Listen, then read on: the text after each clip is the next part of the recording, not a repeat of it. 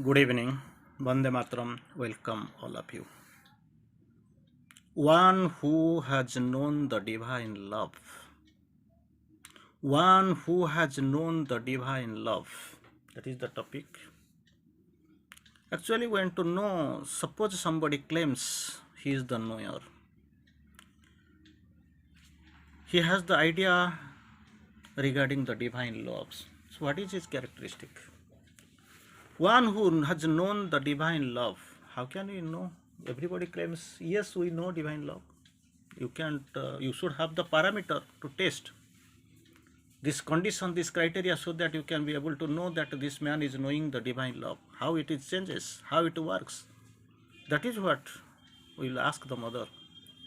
One who knows the divine love, what will be the change in him and in the world, and in his vision, in his outlook? That is what mother tries to explain in a nice manner, very interesting manner. Mother quotes, one who has known the divine love finds all the other loves obscure, mixed with smallness and egoism and darkness. Because jo vaibhuma tat sukham, nalpe sukham asti. That which is great, we have got the pleasure. If something small, it is in no way satisfying. It can't satisfy you. There is no happiness in that. Only you get some pleasure and happiness with that which is great, grand. Mother quotes, one who knows the divine love, for him, other love are obscure, mixed with smallness, egoism, and darkness. Obscure and mixed with smallness, egoism, and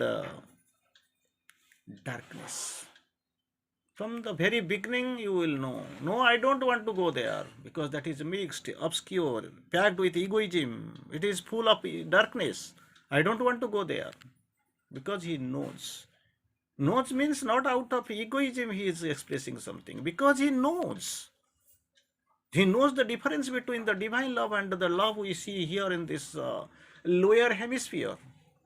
That he knows, he identifies. He can immediately, within a grasp, he can understand. Within a single vision, one knows and he differentiates. It looks like a bargain or a struggle for superiority and authority. That is what is happening. Bargain or struggle for superiority and authority here in this ground level. Bargaining for or struggle. Bargain or struggle for superiority and authority. And even in the best, full of misunderstanding and sensitiveness, fractions and misgivings. That is what.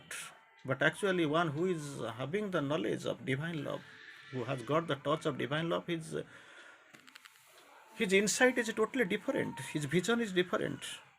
After in the best, initially how it is, bargain or a struggle for superiority and authority. Second, at the best, full of misunderstanding and sensitiveness, factions and misgivings. Another.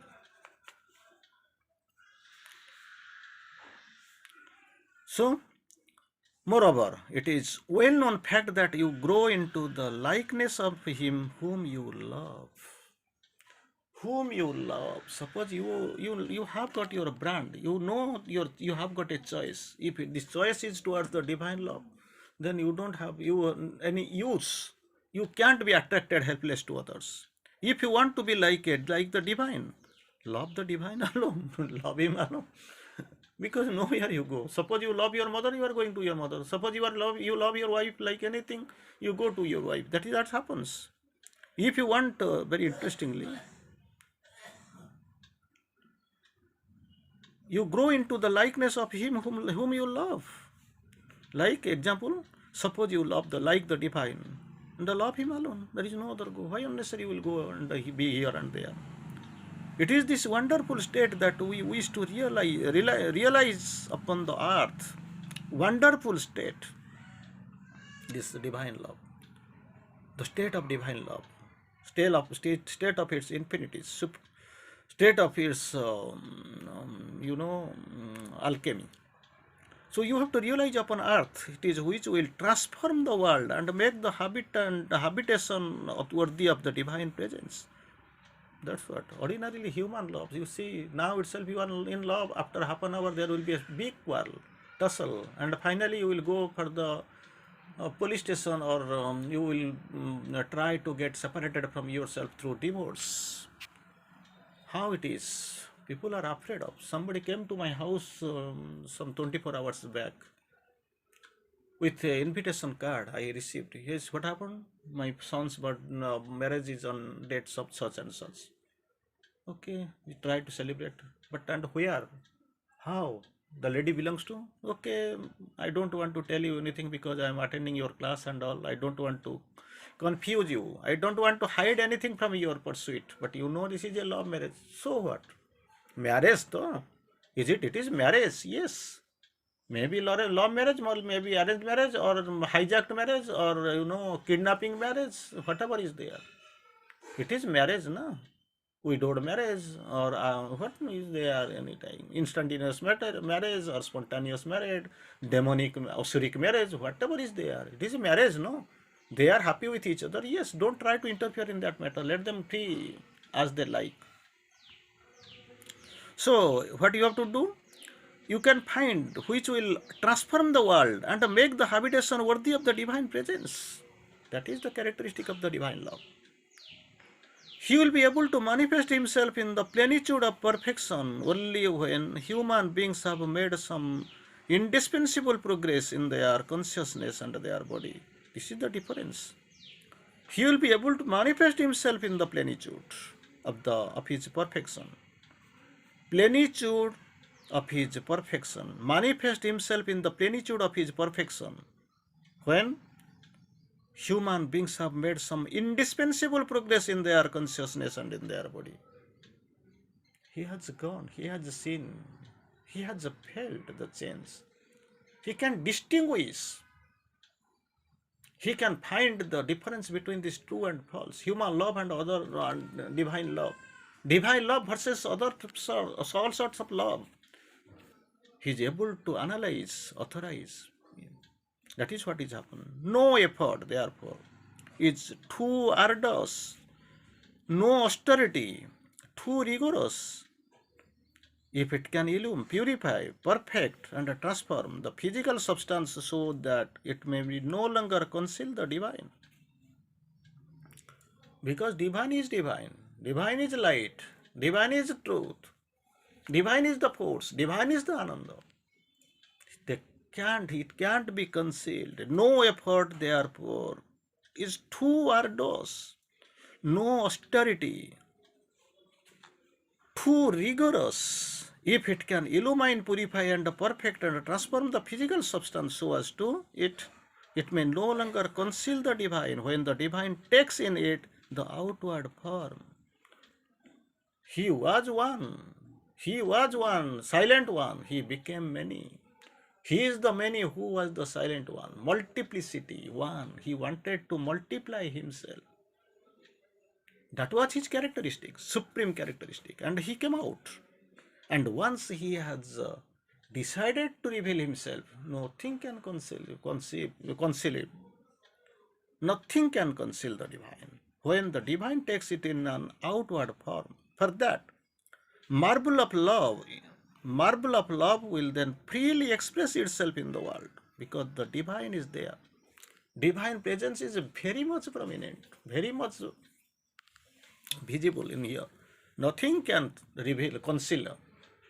So that time what will happen? The marble of love will freely express. Marble of love will freely express itself in the world, and the love divine, which has the power of changing a life into the paradise of sweet joy. That is another beauty. Love beautifully. When the divine takes in it the outward form, he can't be concealed, he will be revealed to the entire mankind. And when he is revealed to the mankind, then what will happen? Beautiful phrases have been used by the mother even. For that, the marble of love will freely express itself in the world. Marble of love will express itself freely on the world. And the second part, what will happen? The divine love has the power of changing life, ordinary life, what we see. changing this life into the paradise of sweet joy. That is what transformation. That is the beauty. That is going to happen. So, thing is that you have to differentiate. You have to distinguish between the human, the divine love versus other loves.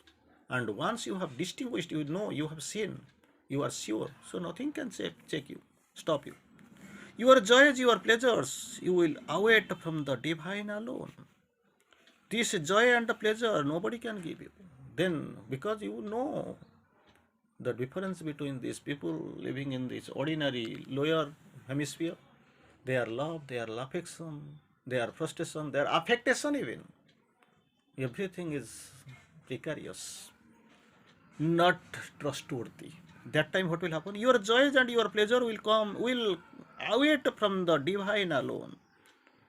Await from the divine, nothing. You can rely on anybody else, divine only. In him alone, you will seek and find help. Because this human help, it is limited. Even, Abhimanyu could not be spared, could not be saved. In the absence of Krishna and Arjun,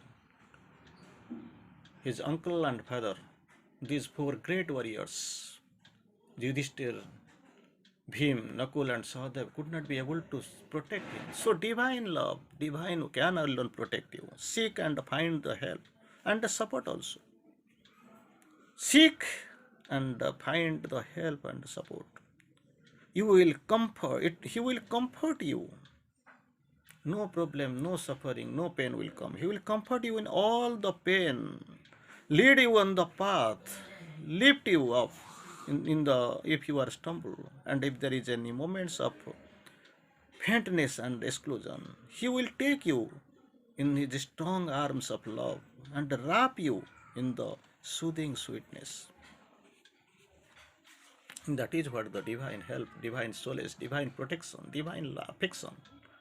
What actually Sri Aurobindo quotes, Mother quotes rather.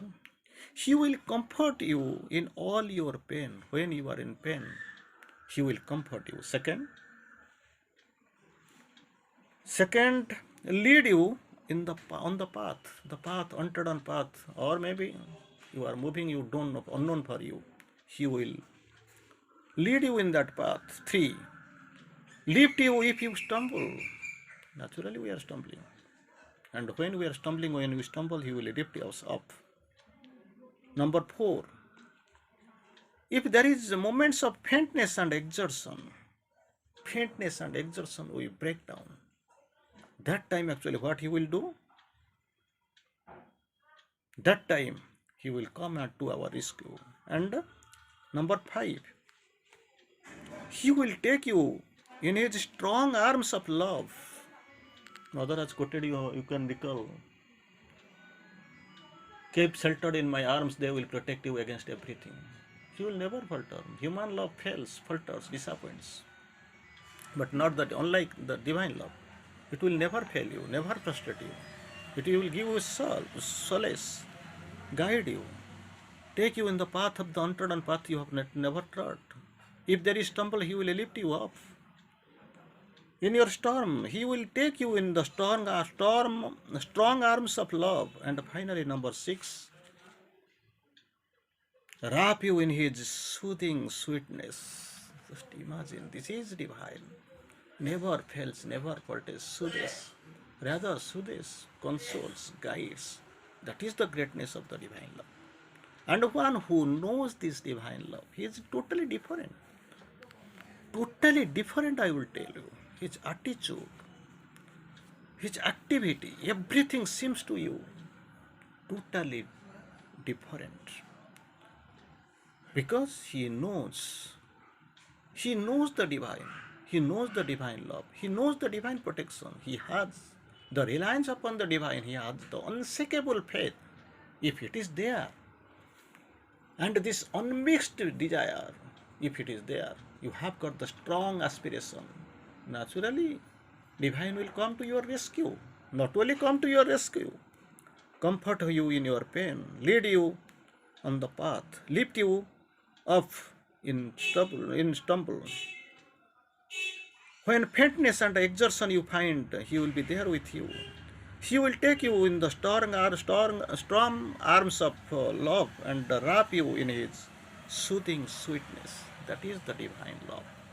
You have to know, you have to go, you have to win. Dhanyavad. Thank you.